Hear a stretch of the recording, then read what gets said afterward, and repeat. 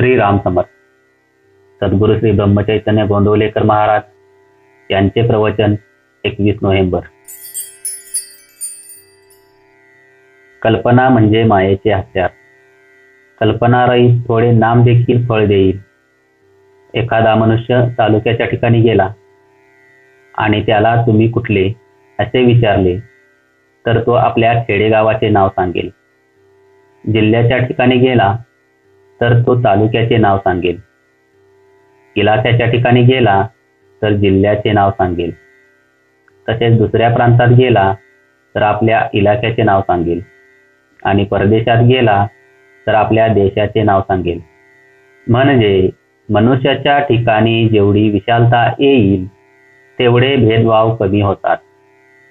तसे मनुष्य कोणत्याही धर्माचा असला तरी सर्व धर्माचे मूळ एकच असल्यामुळे त्या मुळाशी जो गेला त्याला सर्व धर्म सारखेच.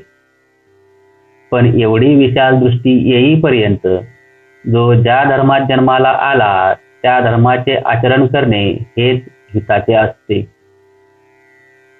सुख मिळवण्याच्या आपल्या सर्व कल्पना आज खोट्या ठरल्या आहेत. आपण प्रथम अशी कल्पना केली की श्रीमंतीमध्ये सुख आहे. त्याप्रमाणे रगड पैसा मिळवला तरी आपल्याला जर सुख मिळाले नाही तर आपली कल्पना खोटी होती असे म्हणायला काय हरकत आहे. एकच वस्तू एकाला सुखरूप वाटते तर दुसऱ्याला दुःखरूप वाटते. म्हणजे ती वस्तू मुळात दोन्ही नाही, सुखरूप नाही किंवा दुःखरूपही नाही. जी वस्तू आज आपल्याला सुखाची वाटते ती उद्या तशीच वाटेल असे नाही. आपली बुद्धी स्थिर नसल्यामुळे आपली कल्पनाही स्थिर नाही. म्हणून त्याच वस्तूमध्ये सुख आहे ही कल्पना देखील खोटीच असली पाहिजे. ती तेवढी खरी आहे असे आपण का म्हणावे. जगातली आपली नाती आपण कल्पनेनेच लावतो. ती नाही म्हणायला किंवा विसरायला आपणच तयार होतो. आपल्यावर संकट आले की आपल्याला पूर्वीच्या गोष्टी, नाती वगैरे गोड लागत नाही. त्यावेळी आपल्याला चैन पडत नाही. हा सर्व कल्पनेचाच खेळ आहे. एका काट्याने दुसरा काटा काढावा आणि नंतर दोन्ही टाकून द्यावे. त्याप्रमाणे एका कल्पनेने दुसरी कल्पना मारावी आणि शेवटी दोन्ही कल्पना नाहीशा कराव्यात. कल्पना करायची तर ती भगवंताविषयी करूया. भगवंत हा दाता आहे, त्राता आहे, सुख देणारा आहे अशी कल्पना आपण करूया.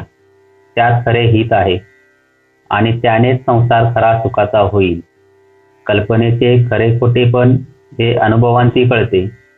म्हणून अनुभवानंतर कल्पना थांबली पाहिजे. अशा रीतीने कल्पना थांबल्यावर आणि वृत्ती स्थिर झाल्यावर तिला स्थिर वस्तूवर चिकटवून ठेवली पाहिजे. भगवंत ही अशी एकच स्थिर वस्तू आहे. अमुक एक वस्तू मजपाशी आहे म्हणून मी सुखी आहे या वृत्तीमध्ये राम नसून काही नसताना वृत्तीचे समाधान टिकले पाहिजे आणि वृत्ती भगवंतापाशी स्थिर झाली पाहिजे. हेच परमार्थाचे खरे मर्म आहे. जय जय रघुवीर समर्थ. आजचे बोधवचन. कल्पना म्हणजे मायेचे हत्यार. कल्पनारहित थोडे नाम ही फळ देईल. श्रीराम समर्थ.